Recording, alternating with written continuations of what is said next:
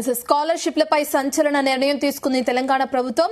ఇక కాలేజీలకు ఇవ్వకుండా విద్యార్థుల ఖాతాల్లోనే స్కాలర్షిప్ డబ్బులను జమ చేయనున్నారు. SC, ST, BC, EBC, minority, దివ్యాంగ విద్యార్థులకు గుడ్ న్యూస్ చెప్పింది. ట్యూషన్ ఫీజు, మెయింటెనెన్స్ ఫీజు నేరుగా విద్యార్థుల ఖాతాల్లోకి వేయనుంది. 2.5 లక్షల లోపు ఆదాయం ఉన్న వారికే అర్హత. ఆధార్ లింక్, బ్యాంక్ అకౌంట్ తప్పనిసరి చేసింది. ఈ పాస్ ద్వారా పూర్తి ఆన్లైన్ ప్రక్రియ చేయనున్నారు. 75% హాజరు లేకపోతే స్కాలర్షిప్ కట్ చేయనుంది. ఇక దివ్యాంగ విద్యార్థులకు అదనంగా 10% భత్యం ఇవ్వనుంది. పాత జీవో రద్దు చేసి కొత్త మార్గదర్శకాలు విడుదల చేసింది ప్రభుత్వం.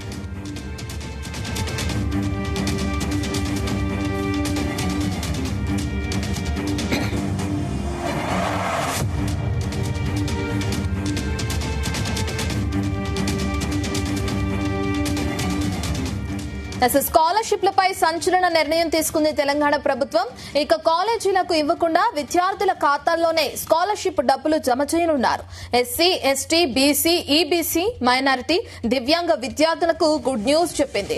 ట్యూషన్ ఫీజు, మెయింటెనెన్స్ ఫీజు నేరుగా విద్యార్థుల ఖాతాల్లోకి వేయనుంది. 2.5 లక్షల లోపు ఆదాయం ఉన్నవారికే అర్హత. ఆధార్ లింక్, బ్యాంక్ అకౌంట్ తప్పనిసరి చేసింది. ఈ పాస్ ద్వారా పూర్తి ఆన్లైన్ ప్రక్రియ చేయనున్నారు. 75% హాజరు లేకపోతే స్కాలర్షిప్ కట్ చేయనుంది. దివ్యాంగ విద్యార్థులకు అదనంగా 10% భత్యం ఇవ్వనుంది. పాత జీవో రద్దు చేసి కొత్త మార్గదర్శకాలు విడుదల చేసింది ప్రభుత్వం. సంబంధించిన పూర్తి డీటెయిల్స్ మా ప్రతినిధి వంశీకృష్ణ అందిస్తారు.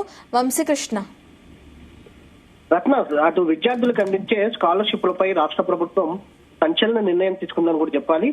మొన్నటి దాకా కాలేజీలకు నేరుగా ఈ స్కాలర్షిప్ అమౌంట్ ని కాలేజ్ యాజమాన్యాలకు, కాలేజీలకే డైరెక్ట్ గా రాష్ట్ర ప్రభుత్వం జమ చేస్తుండే. కానీ ఇప్పటి నుంచి కాలేజీలకు కాకుండా నేరుగా విద్యార్థుల ఖాతాల్లోనే స్కాలర్షిప్ డబ్బులు జమ చేయనున్నారనేది కూడా మనం చెప్పాలి. ఈ అకాడమిక్ ఇయర్ నుంచే అటు స్కాలర్షిప్ అమౌంట్ ని డైరెక్ట్ గా విద్యార్థుల అకౌంట్ లోనే వేయాలనేది కూడా నిర్ణయం తీసుకున్న సందర్భం కూడా మనకు కనిపిస్తోంది. ప్రధానంగా SC, ST, BC, EBC, minority, దాంతో పాటుగా దివ్యాంగ విద్యార్థులకు రాష్ట్ర ప్రభుత్వం ఒక రకంగా గుడ్ న్యూస్ చెప్పిందని కూడా మనం చూడొచ్చు. ట్యూషన్ ఫీజు, మెయింటెనెన్స్ ఫీజు నేరుగా విద్యార్థుల ఖాతాల్లోకి వేస్తామనేది కూడా ప్రభుత్వం ప్రకటన చేయడం జరిగింది. 2,50,000 లోపు ఆదాయం ఉన్న వారికే దీనికి స్కాలర్షిప్ సంబంధించిన అర్హత అనేది కూడా చెప్పినటువంటి సందర్భం కూడా మనకు కనిపిస్తోంది. ఆధార్ లింక్, బ్యాంక్ అకౌంట్ తప్పనిసరి చేసినటువంటి పరిస్థితి కూడా మనకు కనిపిస్తోంది. ఈ పాస్ ద్వారా పూర్తి ఆన్లైన్ ప్రక్రియను దీని ఏదైతే స్కాలర్షిప్ కి సంబంధించి చేయనున్నారో కూడా చెప్పొచ్చు. 75% హాజరు లేకపోతే స్కాలర్షిప్ ని కట్ చేస్తామంటూ కూడా స్పష్టం చేయడం జరిగింది. దివ్యాంగ విద్యార్థులకు అదనంగా 10% భత్యం ఇవ్వనుందనేది కూడా చెప్పాలి. పాత జీవోని రద్దు చేసి కొత్త మార్గదర్శకాలను రాష్ట్ర ప్రభుత్వం విడుదల చేసినటువంటి సందర్భం కూడా మనకు చాలా స్పష్టంగా కనిపిస్తా ఉంది. ప్రధానంగా మనం చూడొచ్చు, గతంలో కూడా స్కాలర్షిప్స్ కు సంబంధించి యాజమాన్యాలు స్కాలర్షిప్ అమౌంట్ పడకపోవడంతో విద్యార్థుల సర్టిఫికెట్స్ ఇవ్వడానికి కూడా వెనకంజ వేసినటువంటి సందర్భం కూడా మనం చూస్తా ఉన్నాము. పలు సందర్భాల్లో కాలేజీలకు సెలవులు ప్రకటించినటువంటి సందర్భం, రాష్ట్ర ప్రభుత్వం పైన ఒక్కసారిగా విద్యార్థులకు సంబంధించినటువంటి పరీక్షలు ఉన్న సమయంలో సమ్మె చేస్తామంటూ కూడా రాష్ట్ర ప్రభుత్వం పైన ఒత్తిడి తీసుకొచ్చినటువంటి సందర్భం కూడా మనం చూస్తా ఉన్నాము.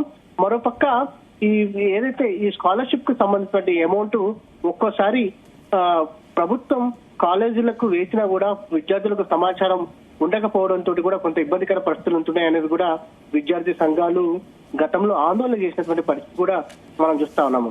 అయితే ఒక రకంగా విద్యార్థులకు మాత్రం గుడ్ న్యూస్ చెప్పింది అనేది కూడా మనం చెప్పొచ్చు. ఏదైతే ఈ యొక్క ప్రధానంగా స్కాలర్షిప్ అమౌంట్ ని వారి అకౌంట్ లో వేయడంతో కూడా విద్యార్థులు సంతోషం వ్యక్తం చేసినటువంటి పరిస్థితి కూడా మనకు కనిపిస్తోంది. మొత్తం మీద రాష్ట్ర ప్రభుత్వం తీసుకున్నటువంటి ఈ నిర్ణయాన్ని అన్ని విద్యార్థి సంఘాలు కూడా హర్షిస్తున్నాయని కూడా మనం చెప్పాలి. Okay, thank you Vamsi.